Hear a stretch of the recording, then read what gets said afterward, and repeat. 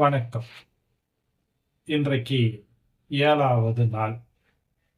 இயற்கை உணவு இருக்க தேர்வு பற்றிய பயம் எதற்குங்கிற தலைப்புல ஒவ்வொரு நாளும் மாணவர்களுக்கு தேர்வு காலம் நெருங்கி வரக்கூடிய அந்த சூழ்நிலையில அவர்களுக்கு ஏற்படக்கூடிய அந்த பதட்டம், பயம் மற்றும் நினைவாற்றல் திறனை மேம்படுத்துவதற்கு எந்த வகையான உணவு முறைகளை நாம் கடைபிடிக்கலாம் என்பதை ஒவ்வொரு நாளும் நாம் பார்த்து வருகிறோம். அந்த வகையில இன்னைக்கு நாம எந்த வகையான உணவு முறைய ஒரு உணவு திட்டத்தை பார்க்க போறோம்னா, குறிப்பா எக்ஸாம் டே அந்த தேர்வு எழுதக்கூடிய அந்த நாட்களுக்கு, அந்த நாளில் குழந்தைகள் எந்த மாதிரியான உணவு திட்டத்தை கடைபிடிக்கணுங்கிறது தான் இன்னைக்கு நம்ம பார்க்க போறோம். குறிப்பா அந்த எக்ஸாம் எழுதக்கூடிய அந்த நாள் காலையில இருந்து அந்த குழந்தைகளுக்கு ஒரு பதட்டமும், ஒரு பயமும் அவர்களுக்கு இருக்கும்.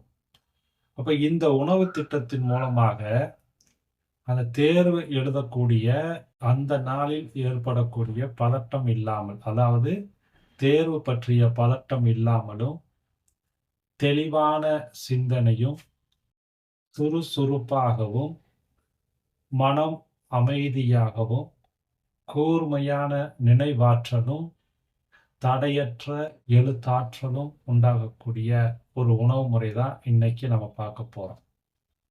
இப்போ எக்ஸாம் எழுத போகக்கூடிய அந்த குழந்தைகளுக்கு அன்னைக்கு காலையில 6 மணியில இருந்து 6:30 மணிக்குள்ள ஒரு தண்ணீர் தயார் செய்து கொடுக்கணும். அது எந்த தண்ணீர்ன்னு கேட்டீங்கன்னா, சீரகமும் தேனும் கலந்த தண்ணீர். இந்த சீரக தேன் தண்ணீர் குழந்தைகளுக்கு எக்ஸாம் எழுதக்கூடிய அந்த நாளில் காலை 6லிருந்து 6:30 மணிக்கு கொடுக்கணும். இந்த தண்ணீர் செய்வதற்கு தேவையான பொருட்கள்: சீரகம் 1/2 தேக்கரண்டி, தண்ணீர் 150 மில்லி, தேன் 1/2 தேக்கரண்டி. ஒரு சில பேர்த்துக்கு தேன் விருப்பப்படலைன்னா சேர்க்க வேண்டாம். வெறும் சீரகமும் தண்ணீர் மட்டுமே போதுமானது.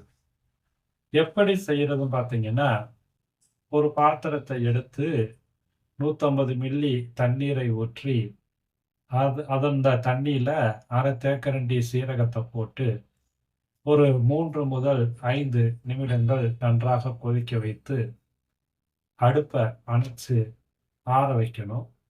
ஆற வச்சு குடிக்கக்கூடிய அந்த மிதமான சூடு வந்த உடனே அந்த தண்ணீர்ல விருப்பப்பட்டா 1/2 தேக்கரண்டி தேன் கலந்து குடிக்கலாம்.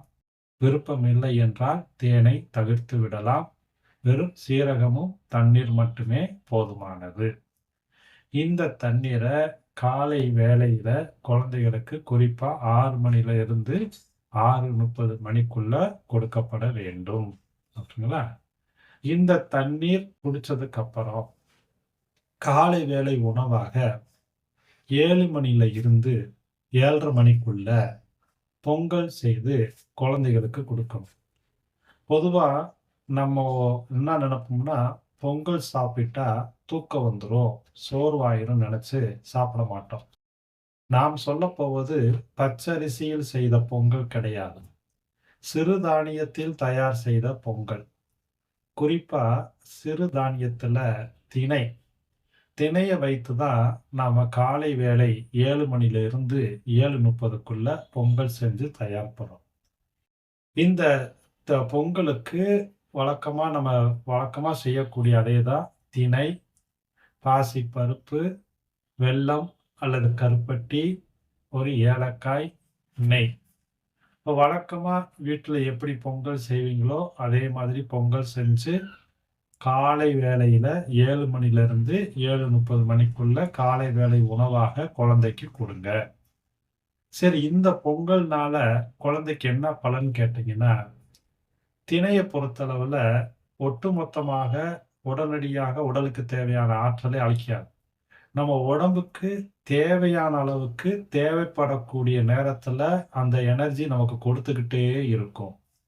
அப்போ குழந்தைய எக்ஸாம் எழுதும்பொழுது இந்த மாதிரி ஒரு பொங்கல் சாப்பிடும்போது அவங்க உடலுக்கு தேவையான அளவுக்கு எனர்ஜிய தேவைப்படக்கூடிய நேரத்துல கொடுக்கின்ற காரணத்தினால, அந்த எக்ஸாம் நேரத்துல குழந்தைகளுக்கு பசிங்கிற உணர்வே வரவே வராது.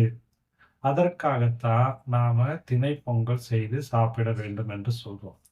2வது இந்த பொங்கலோடு நம்ம பாசிப்பருப்பு சேர்த்திருக்கோம் இல்லையா? அந்த பாசிப்பருப்புல இருக்கக்கூடிய புரதச்சத்து நம்மளுடைய நினைவாற்றலுக்கு தேவையான ரசாயனத்த அதாவது அந்த நியூரோ டிரான்ஸ்மிட்டர் உற்பத்திக்கு உதவி செய்யும். அதனால பாசிப்பருப்பையும் நாம சேர்த்துக்கிறோம். அதனோடு சேர்ந்து சேர்க்கக்கூடிய அந்த நெய் நரம்பு மண்டலத்தை வலுப்படுத்த ஆரம்பிக்கும். அப்போ பரீட்சை எழுதக்கூடிய குழந்தைகள் கட்டாயமாக காலை வேளையில இந்த திணை பொங்கல் சாப்பிட வேண்டும்.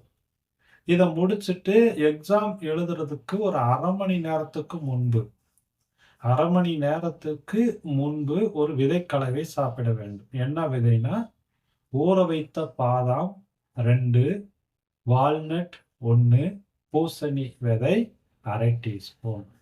அப்ப முதல் நாள் இரவே பாதாம ஊற வச்சு, மறுநாள் எக்ஸாம் எழுத போறதுக்கு ஒரு 1/2 மணி நேரத்துக்கு முன்பு ஊற வைத்த பாதாம தோல் உரிச்சு, வால்நட்ட பிச்சு போட்டு, பூசணி விதைய நல்லா வறுத்து, எல்லாம் ஒன்றாக கலந்து, எக்ஸாம் எழுத போறதுக்கு 1/2 மணி நேரத்துக்கு முன்னாடி இத சாப்பிட வேண்டும்.